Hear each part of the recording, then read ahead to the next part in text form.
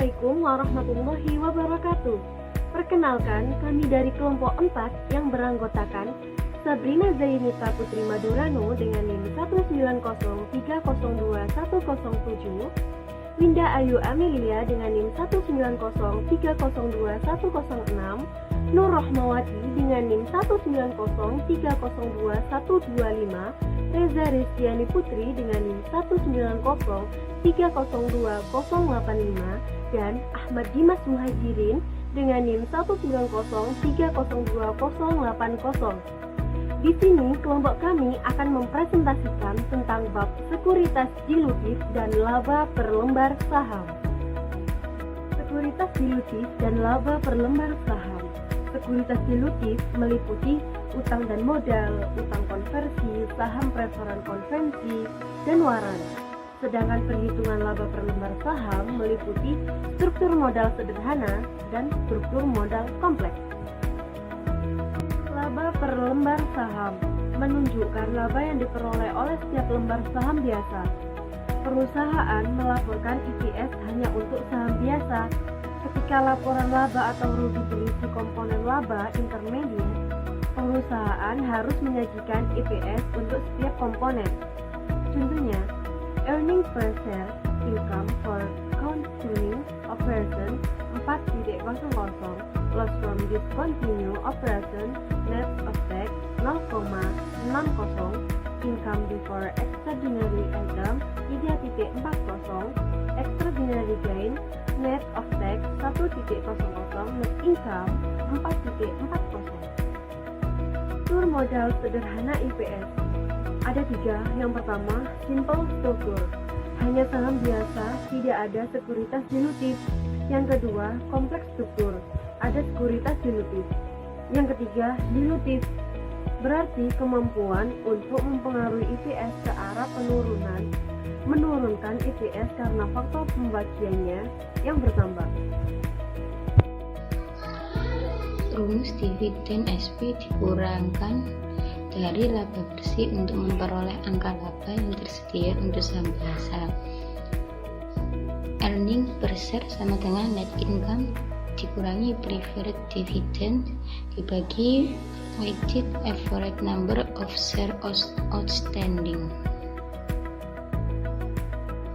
Contoh, tanggal 1 Januari, terangan 1 awal, jumlah saham beredar 90.000. Tanggal 1 April dikeluarkan 30.000 lembar tunai, jumlah 30.000, total 120.000. Tanggal 1 Juli dibeli 39.000 lembar, jumlah saham beredar 39 lembar, total 81.000. Tanggal 1 November dikeluarkan 60.000 lembar tunai, jumlah saham beredar 60.000. 31 Desember 1 akhir berjumlah 141.000. Jumlah rata-rata tertimbang saham. Yang pertama, perusahaan menyusun atas jumlah rata-rata tertimbang saham biasa. Yang kedua, ketika ada dividen saham atau perpecahan saham terjadi, perusahaan perlu untuk menyajikan kembali saham yang beredar sebelum dividen saham atau split. Tanggal beredar tanggal 1 bulan 7 sampai tanggal 1 bulan 11, jumlah bulan beredar 4, jumlah saham beredar 81.000 lembar, pecahan tahun 4/12, rata-rata tertimbang 27.000 lembar. Tanggal beredar tanggal 1 bulan 11 sampai tanggal 31 bulan 12, jumlah bulan beredar 2, jumlah saham beredar 141.000 lembar, pecahan tahun 2/12, rata-rata tertimbang 23.500 lembar, jumlah 103.000 lembar. Pengaruh stok split dan stok dividen. Stok split dan stok dividen menaikkan jumlah saham yang beredar, namun tidak menaikkan atau menurunkan aktiva bersih perusahaan. Bagi perhitungan jumlah rata-rata tertimbang saham beredar harus disesuaikan. Ilustrasi, pada tanggal 1 Januari saldo awal, jumlah saham yang beredar 100.000. Pada tanggal 1 Maret dikeluarkan 20.000 lembar tunai, jumlah saham yang beredar 20.000, kemudian dijumlah yang hasilnya 120.000. Pada tanggal 1 Juni dikeluarkan 60.000 lembar. 50% dividen saham, jumlah saham yang beredar 60.000, kemudian dijumlah dengan 120.000, ketemu 180.000. Pada tanggal 1 November dikeluarkan 30.000 lembar tunai, jumlah saham yang beredar 30.000. Pada tanggal 31 Desember, saldo akhir dengan jumlah saham yang beredar 210.000. Dari hasil 180.000 ditambah 30.000. Perhitungan rata-rata tertimbang jumlah lembar saham yang beredar. Tanggal beredar 1 Januari sampai 1 Maret. Jumlah bulan beredar 2. Jumlah saham beredar 100.000. Pecahan tahun 2/12. Adjustment stok dividen 150%. Rata-rata tertimbang 25.000. Pada tanggal 1 Maret sampai 1 Juni. Jumlah bulan beredar 3. Jumlah saham beredar 120.000. Pecahan tahun 3/12. Adjustment stok dividen 150%. Rata-rata tertimbang 45.000. Pada tanggal 1 Juni sampai 1 November, jumlah bulan beredar 5. Jumlah saham beredar 180.000. Pecahan tahun 5/12. Rata-rata tertimbang 75.000. Pada tanggal 1 November sampai 31 Desember, jumlah bulan beredar 2, jumlah saham beredar 210.000, pecahan tahun 2/12, rata-rata tertimbang 35.000, di total 180.000. Ilustrasi lengkap. PT Gandaria memperoleh laba sebelum pos luar biasa extraordinary item sebesar Rp 580 juta. Pada tahun tersebut, perusahaan memperoleh pendapatan luar biasa setelah pajak sebesar Rp 240 juta. Pada tahun itu pula, perusahaan mengumumkan dividen saham preferen sebesar Rp 1.000 untuk 100.000 lembar saham preferen yang beredar. Selain itu, perusahaan memiliki informasi yang berhubungan dengan saham biasa sebagai berikut.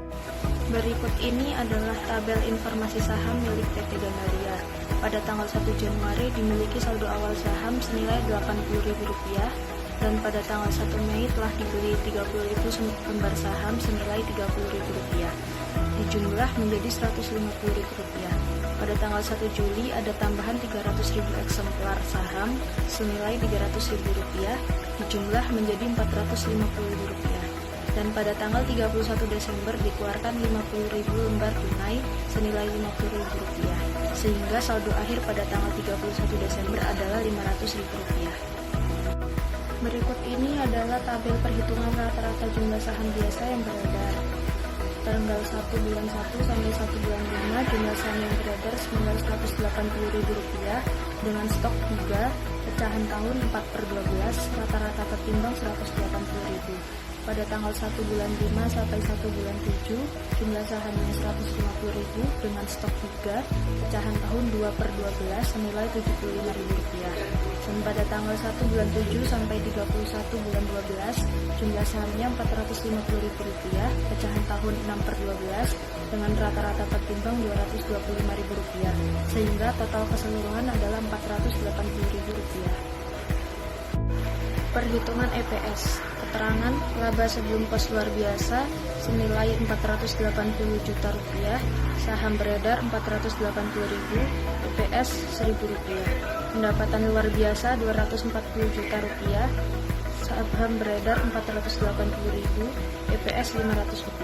Laba yang tersedia untuk SB senilai Rp720 juta dengan EPS Rp1.500.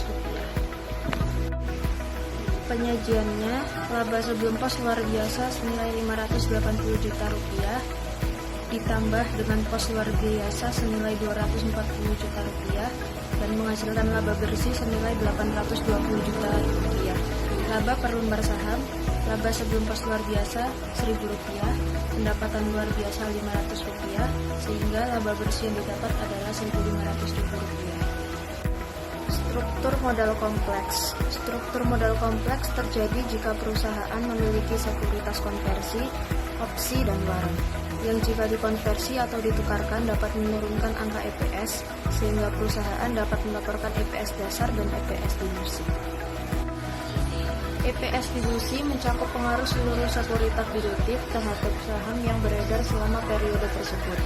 Metode untuk obligasi konversi ini mengasumsikan bahwa konversi pada awal periode atau pada saat menerbitkan sekuritas jika diterbitkan selama periode tersebut, dan penghapusan bunga terkait setelah pajak. IPS dilusi sekuritas konversi mengukur efek dilutif konversi potensial dengan menggunakan metode if converted. Asumsi untuk obligasi konversi, konversi terjadi pada awal periode atau pada saat pengeluaran sekuritas. Jika dikeluarkan selama periode tersebut dan eliminasi bunga obligasi net of tax. PT Mahaka memperoleh laba bersih sebesar 210 juta dan jumlah rata-rata tertimbang saham biasa yang beredar adalah 100.000 lembar.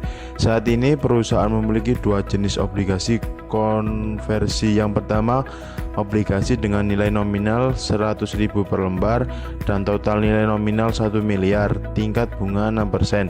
Saat dikeluarkan setahun lalu, tingkat bunga efektif obligasi ini adalah 6%, sedangkan tingkat bunga efektif rata-rata adalah 11% dan konvertibel dalam 20.000 lembar saham biasa. Yang kedua, obligasi dengan tingkat bunga 10%, nilai nominal 100.000, total nilai nominal 1 miliar, dijual pada tanggal 1 April tahun ini. Rata-rata bunga efektif saat itu adalah 11%, sedangkan bunga nominal untuk obligasi tersebut adalah 10%. Obligasi ini konvertibel ke dalam 32.000 lembar saham biasa. Tarif pajak yang berlaku saat itu adalah 40%. Fully diluted EPS sebesar 291 juta dibagi 144.000 sama dengan 2.020 rupiah. Catatan, bunga obligasi 1 sama dengan 6% dikali 1 miliar sama dengan 60 juta. Bunga obligasi 2 10% dikali 1 miliar dikali 9/12 sama dengan 75 juta. Ilustrasi lengkap tanggal 1 Januari saldo awal dengan jumlah 180.000. 1 Maret dikeluarkan sejumlah 30.000. 1 Mei saham treasure sejumlah 50.000. 1 Juli stok split atau 1 lembar dipecah menjadi 3. 1 September dikeluarkan 50.000 lembar tunai sejumlah 50.000.